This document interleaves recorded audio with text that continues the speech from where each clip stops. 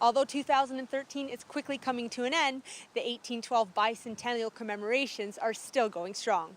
The Niagara-On-The-Lake Bicentennial Committee has a couple big events coming up, and the source is here to learn more.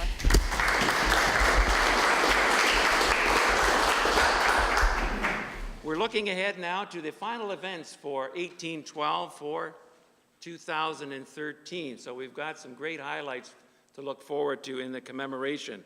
But first, I would like to personally congratulate the 1812 Bicentennial Committee, our many volunteers, and our community partners in mounting such an impressive array of activities for the past 2 years. I'm here to talk about Niagara on Fire. It's an event we've been working on for a while. Following the Battle of Fort George in May 1813, Americans... We've been working on this event for 3 years. We have a corps of volunteers of about 25 people, and it's pretty exciting. It's coming together finally. It's taken a lot of work and a lot of detail planning, but we're going to have a sound and light show on the front of the courthouse in Niagara-on-the-Lake. It's going to start at 6 o'clock at night, and it's really spectacular. It's about 4 minutes long, and it's going to be on the big screen, the entire courthouse. And it's going to last about 4 minutes. We'll loop it a couple of times. And then behind the courthouse, we're going to have our main event, which will be the premiere of a movie that we've been working on for at least 3 years. It's finally ready. It looks really exciting. The movie itself will tell the story of the burning of the town. And it's a docudrama, so we've hired actresses and actors to portray what it felt like to actually go through having your home destroyed in the middle of winter and being kicked out. And also living under a foreign invading army. What would that be like today in Canada? That's pretty strange for us, right? So when you look at the War of 1812, there's so many different events that you could have chose to highlight. Why the burning of the town? That's a really good question, Amy. Why did we choose to select the burning of the town? We did it because nobody else had stepped forward. I don't think anybody really knew what to do.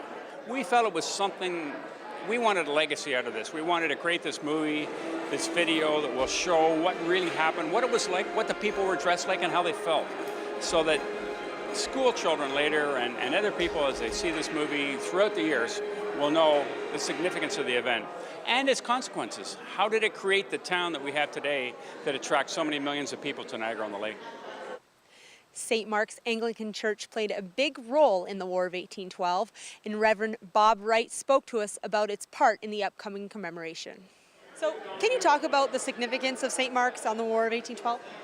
I'd certainly be happy to, Amy. I think the greatest significance is that the church still is there. One of very, very few buildings to survive the War of 1812. Most of them were consumed on December 10th, 1813. While they burnt the roof off of St. Mark's, the walls are the original walls. So we're here, we're still here. So December 10th is a huge event for you. Can you talk specifically about what's going on? I'd be happy to. December 10th, of course, marks the 200th anniversary to the day of the burning of the town of Niagara. Fortunately, this has now been tied to a very important celebration. The town is receiving its first flag, and that's going to happen at the courthouse, 5:30 on that day. So that's the celebration in the War of 1812. The commemoration will move to St. Mark's with the Fort George fife and drum, going to the cemetery to mark the cemetery stone, marking the digging of the trenches by the Americans. Then by torchlight, going through the cemetery into St. Mark's. We'll make sure that the torches are placed outside, not inside the building. And then we'll have a kind of service of commemoration, which it might consist of readings, perhaps readings of scripture, music. Our choir is going to be singing a piece that is written for the War of 1812 commemoration.